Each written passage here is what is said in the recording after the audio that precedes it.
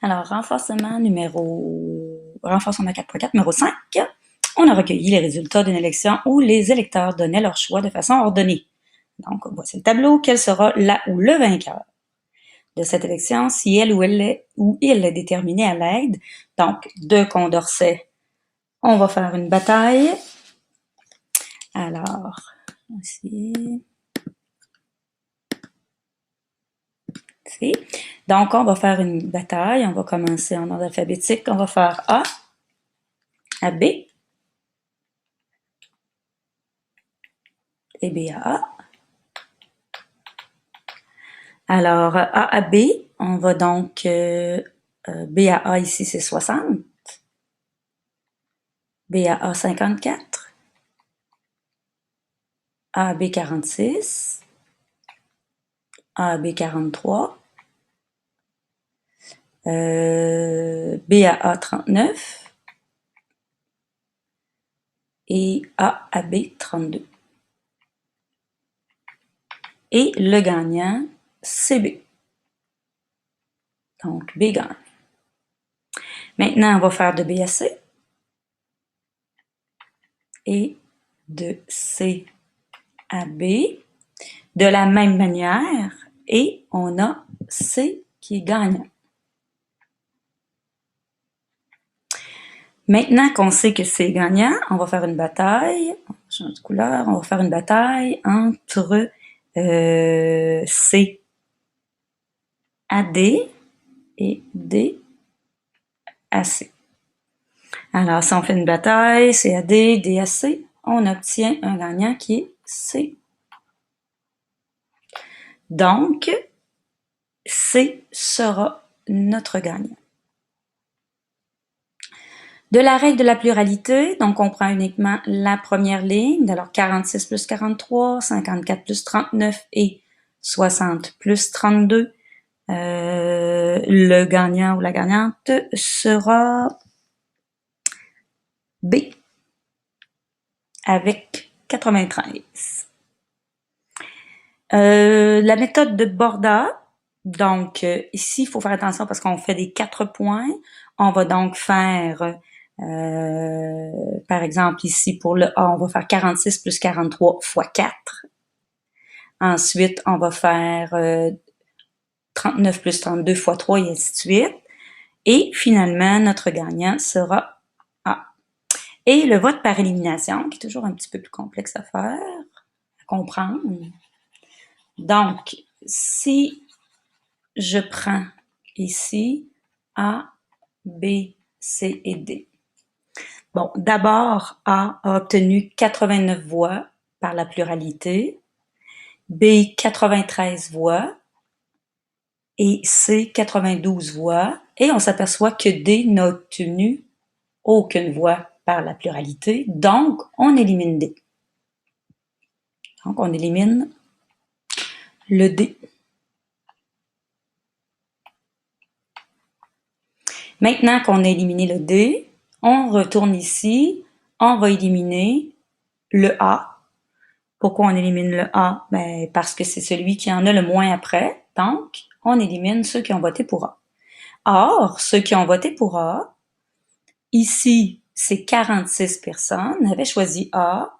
Elles vont donc dire, ben, je vais choisir D, mais D a été éliminé. Finalement, elles choisiront C. Donc, à C, on ajoute 46.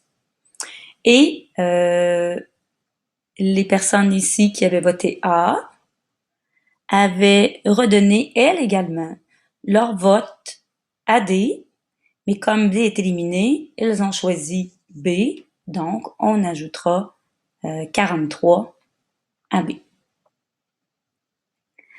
Alors ici, ça va me donner 86. Ici, c'est pas 86, 3, 6, 9, 136, pardon. Et 8, 138. Alors, finalement, du vote par élimination, on aura donc, je vérifie, on aura donc le parti C. Maintenant,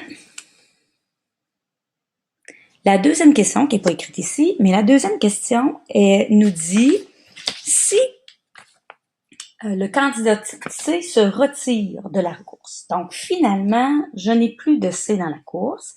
Qui sera la ou la vainqueur ou le vainqueur de cette élection si elle ou il est déterminé à l'aide de la méthode de Condorcet? Alors, moi, ce que je vais faire, c'est puisque C se retire, ce que je vais faire, c'est que je vais me refaire un tableau. Donc, on va effacer ça ici. Je vais rapidement me refaire un tableau. Et comme il n'y a que 3 parties, il y aura donc 3 choix. Donc, je vais dire 1, 2, 3, 4, 5. Donc, il y en a 3, 6. C se retire. C'est bien C qui se retire. Donc, je revérifie. Le candidat C se retire. Alors, si le candidat C se retire, qu'est-ce qu'on va faire? On va faire ceci. On va masquer le candidat C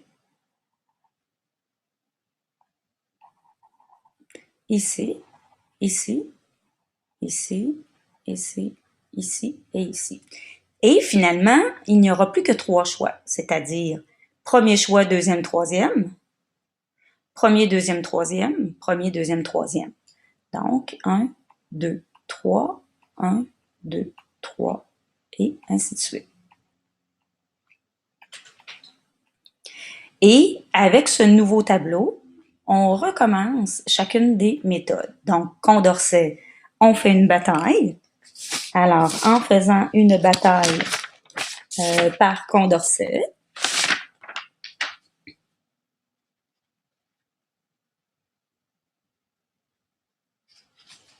en faisant une bataille par Condorcet, donc on va faire de A à B et de B à A. On va avoir un gagnant et ce gagnant sera B. Et ensuite, on va faire de B à D et non à C, parce qu'il n'existe plus, et de D à B. Et le gagnant qui sera tiré, c'est le B. Donc, finalement, encore une fois, ce serait... non, et cette fois-ci, par la méthode de Condorcet, bien sûr, C n'existe plus, alors ce serait B qui gagnerait. Voilà, ici. D, la règle de la pluralité. Donc, on y va juste avec la première ligne. Alors, la première ligne étant un peu courbe ici. Hein? Alors, 1, ici, donc 60 plus 54. Ici, 46 plus 43. Le 39 se retourne à B. Et le 32 s'en va pour le A. Donc, il y a juste des votes pour les A et pour les B. Pour le A, ça fait un total de 121 votes. 121 votes. Et pour le B, ça fait un total de 159. Alors, ici aussi, c'est B qui gagnerait. La méthode de Borda, alors cette fois-ci, on ne mettra pas de 4 points, on va mettre uniquement les 3 points. Donc, 60 fois 3 plus 54 fois 3 et ainsi de suite. Et avec cette méthode, on obtiendrait que A gagne. Et finalement, par vote par élimination, donc si on élimine celui qui en a le moins, c'est-à-dire D, un coup que D est éliminé, celui qui a le plus de votes, c'est B. Donc, ce serait B qui gagnerait.